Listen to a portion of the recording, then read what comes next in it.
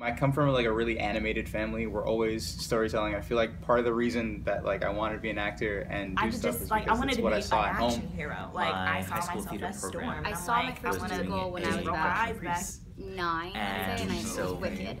So I started theater. Hi, my name is Carla Renee, and I'm a Black American actor.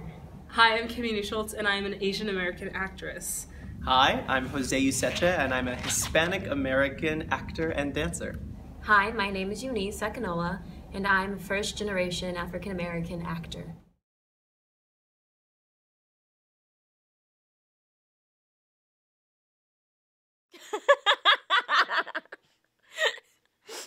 Then I confess, here on my knee before high heaven and you, that before you, and next unto high heaven, I love your son.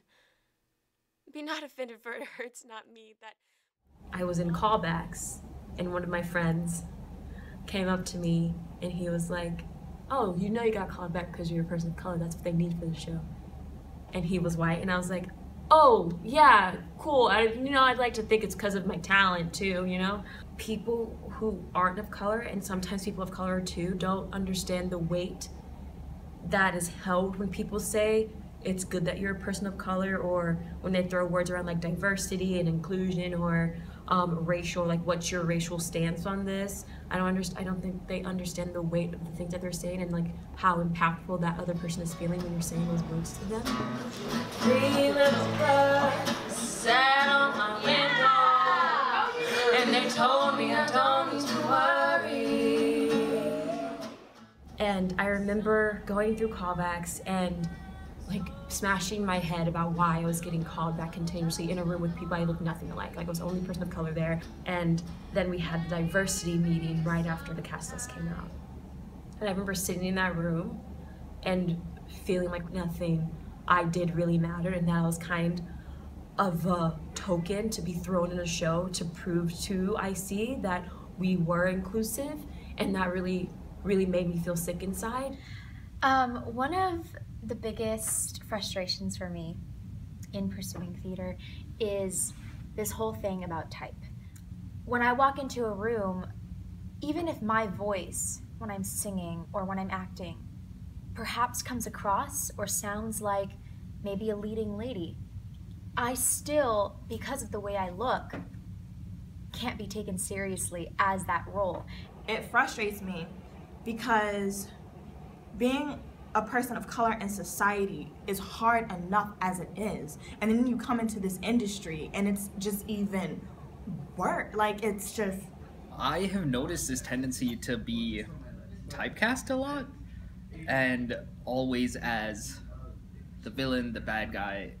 It's really irked me because I feel like this has been a frustration of a lot of my friends who are POCs doing theater, that we're not given an opportunity to present our people as the heroes or as the protagonist in most stories. Yeah, I look at my friends too, and my white friends specifically, and I'm so able to be like, okay, you're the ingenue because you're blonde and beautiful, or you're, you know, the sassy best friend or something. It's so easy to, and I'm guilty of that. And but sometimes I like step back and I'm like, wait, what's my type? And I'm like, I don't know, because no one's ever really cast me as like a specific type or anything, just because they just see, oh yeah, she's brown, she could play all the brown parts, obviously. But I'm like, I can't. In terms of searching for monologues, I remember one time I had walked into the drama bookshop in New York City, and I had asked them to like give me some, I guess, contemporary, I didn't know what the term urban quite meant at the time, but I was just like, yeah, I'm from New York City, so like urban's great. And I got handed a lot of inappropriate for my age and race monologues. They just assumed I wanted like a really like low-class, gritty, like cursing and kind of profane type character, and I was simply looking for like a high school breakup monologue. This year I was taking acting for the camera, and we were doing this exercise where everyone was like sitting around you in a circle, so you could like feel how close your audience was, blah blah whatever. And I read my scene, and I and the other woman of color in my class were both given the same scene. It was written for a woman of color. Everyone in the class knew that, but that was pretty much all we knew about the circumstances. It droppeth as the gentle rain from heaven upon the place beneath. It is twice blessed. And then our professor asked my classmates to elaborate on who they thought I was based off of the context clues involved in the scene. And then I proceeded to sit there while my classmates said that I was a maid and a nanny and a waitress and a servant girl. It was pointed out to my classmates that I was actually a businesswoman. I was like an executive, should be wearing a power suit type situation, but the assumption was still there. And then the fact that it wasn't acknowledged until significantly later in the day that I had had to sit through a microaggression while I was trying to learn was actually addressed. There's some asshole care when you put down the plate. There's a sound, not with me. When they move a chair, you scream with the grate. When it comes down to it, like, we're all human. I think they cast white people because they're like, oh, that's more relatable. We might look different on the outside, but we have the same, like, DNA, like, we're the same people, and I think it's just ridiculous that people would think that, like, our stories wouldn't matter. Like, I think I experienced a lot of the same issues that a lot of my other white classmates did. My ethnicity is not my personality.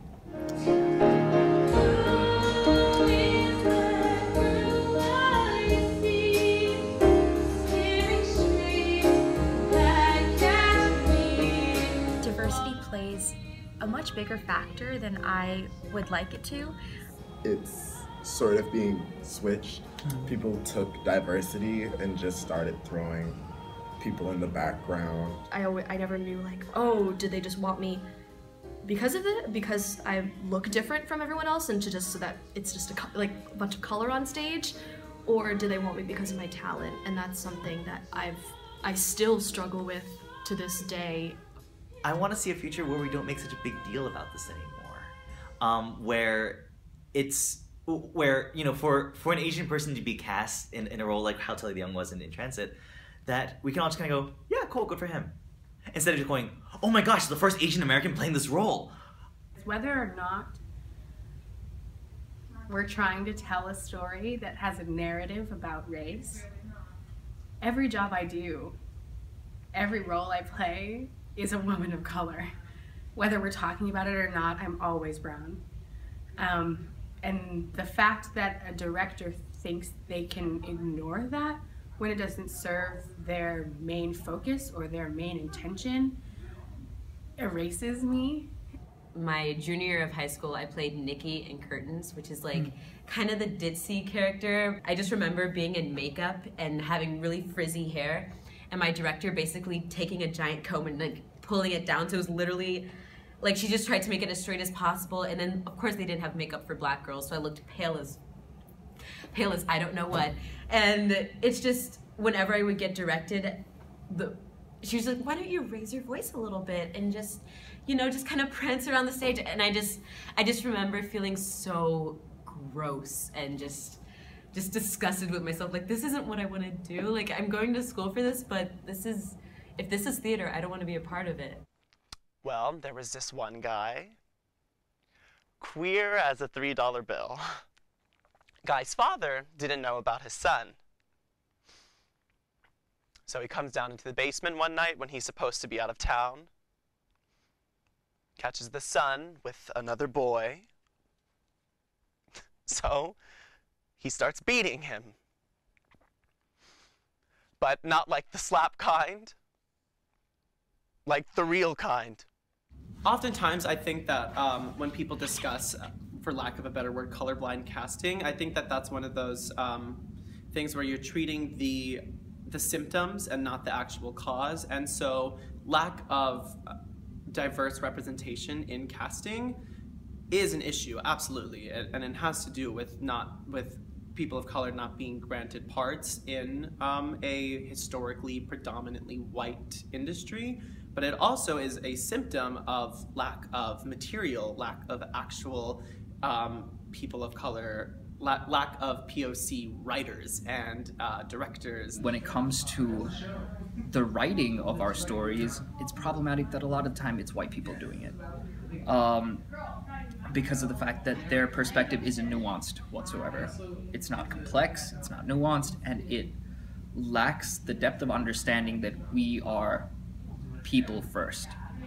We have things that we battle every single day, problems that we face, things that are more complex and much more powerful than how we relate to white people. And I'd like to see people who are not white people writing those stories. This may seem like a very simplistic example, but me and one of my roommates just often talk about the little cultural things that we grew up with. For example, so she's Hispanic, and one thing that we both remember, not necessarily fondly, is whenever there was a box of Danish butter cookies in the house, you open the box and it's sewing stuff in there. And I feel like you talk to anyone who comes from a South Asian or Hispanic background, and they all have memories like that. There's those little things where, like, if you're sick, you drink tea, you vapor rub everywhere, that's the way you get better. And those little things you don't see in TV, you don't see on the stage, and it's not like those are that foreign, because the majority of America is built up of immigrants. These immigrants still have these traditions and these things that are very near and dear to their hearts, which aren't represented on the screen. So it would be great to just see a show where a person of color is on stage living their best life and no one cares that they're a person of color. I think the only way to get stuff to change is to make new work that is about people of color, and it doesn't have to do with the fact that it's hard being a person of color. I would just love to be a part of something where I or any person of color could fall in love just because, and it would be ignored just because they're just two people in love. You know, show people that I can be more than just, you know, the girl from the block, or like, you know, that I can be a businesswoman, that I can do Shakespeare, that I can do period pieces, because I'm more than just a black stereotype. I remember as soon as Karen Olivo started singing It Won't Be Long Now, I was like, oh my God. Like, I just wanted to play, I literally just wanted to jump on stage. Like, I wanted to play that part so bad. And I remember my mom looked at me at the end of Act 1 and was like, Cindy, you could be in this. And I remember that feeling of like, it was the first time that I saw somebody on stage who I felt like understood me and like where I came from. And let's talk about the fact that I saw a movie like Hidden Figures over the summer that brought me to tears multiple times, and then I went home and I had dreams about being a rocket scientist all night for the first time in my entire life. And there's something to be said for that. Like, I'm an adult. People talking about that movie are all like, think about the little girls, like, who are watching that movie and thinking about how they can grow up and be scientists. Think about the adult women who've lived their whole lives without ever seeing a movie like that, without ever seeing themselves portrayed that way. And like, that needs to be the norm. And it's terrifying because people don't think you're good enough. And here's the thing, I haven't had all the training in the world. Even previously, before I came here, people have come here with prior experience and prior training, and I never took a dance class before I got here, you know, because my parents just did not have the money. And like, I feel like in the theater world, like, you're dealing with people that, you know, are really well off. I find it just pretty frustrating. And then the microaggressions that get said here, it's, oh, well, we didn't know. Like, how do you tell somebody, I can tell you're from the inner city? Because somebody from Dillingham told me that. They said that they could tell that I was from the inner city because of the way that I acted. First of all, the heck does that even mean? Like, I can tell you're from the inner city because you act like you're from the inner city. My mother was responsible for all of, you know, her kids, and she didn't have the opportunity to raise us the way that many other people had the privilege. Me being that kid who was there, who didn't have an idea, who didn't have a father to say, hey, this is the kind of person you want to be having. Because of that, a lot of what I learned was through media influences, opinions, ideas. I've seen so many stories about the effects of terrorism and Islamic terrorism and how that plays into everything. what about the people on the other side who didn't do anything? What about me? I'm not a terrorist. I don't believe in any of the beliefs that ISIS, ISIS, Al Qaeda, and any of these people. But I've faced adversity because of the fact that that's a label that's put on me, and there's no representation to show the world that I'm more than that. To say that I'm a bully, or because of my personality, or because I have a stronger personality, or because I'm like, and they call me a bitch, like, it's just, it can be very frustrating at times. And I just always want to know, like, how can we change this? Like, how can I change the face of what Black women look like if we're always seen as this angry person? Like, and a lot of times I find that I have to silence myself because I don't want to seem like that angry person, you know. And that's really hard because, you know, like, I just feel like sometimes, like, I don't have a chance to, like, be as open as people because, like, God forbid that I do, you're gonna think that I'm some angry Black woman. Like, and that's not who I am. And that's not who I want you to think that I am. But when I hear shit, like, come on, y'all. Like, you have to just be nice. Like, be kind. Like, don't be that person, that pretentious ass.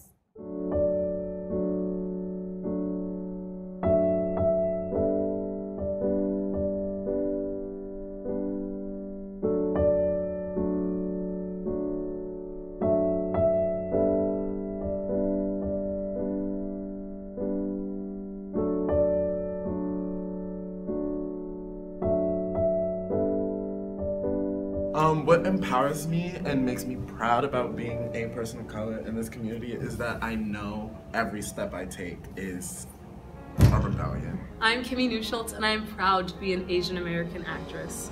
People expect me to not get as many roles, which is so empowering and it's so strengthening, like, knowing that, oh, people, like, don't think that? Like, okay, then that means I'm just gonna, you know, like, go at it that much harder. My name is Sushma Saha, and I am proud to be an Indian singer, dancer, actress. I have the ability to go into an audition and change their minds. I feel empowered just to be different, to stand out. Being a person of color make people turn heads. And set high goals, even if, like, you don't think you will ever reach them, but they're there. And I feel like I had to do all that work because I wanted to show that, you know, success can come from this little dinky town that violence is taking over and, like, all these negative things are, like, shattering over it. Good things can come out of it. And I wanted to be that. And I feel like I am. I'm empowered in that I can provide some kind of potential future lens to what our world can look like in 30, 40 years. That we're pioneers almost, in that there are still so many milestones to be crossed or to be made, I guess, in theater. People from all spectras of the universe and all scales of the rainbow need to be represented on stage so that people who come see the show will feel like their story is being told. I hope to inspire younger children to keep following their dreams because they see people of color on stage and then they see that they can do it too. I just want to be able to have another little Black girl be, hey, see me on stage or on the TV and say, hey, I can do that, because she's been told she couldn't do so many other things for so long. Anyone who's here who's a person of color knows that the cards are stacked against them, but they're still willing to do the work. And I'm pretty sure a large part of that has to do with being able to be that face for the generation that's going to come after us, so that they can look up and they can see they made it, so I can probably do it too.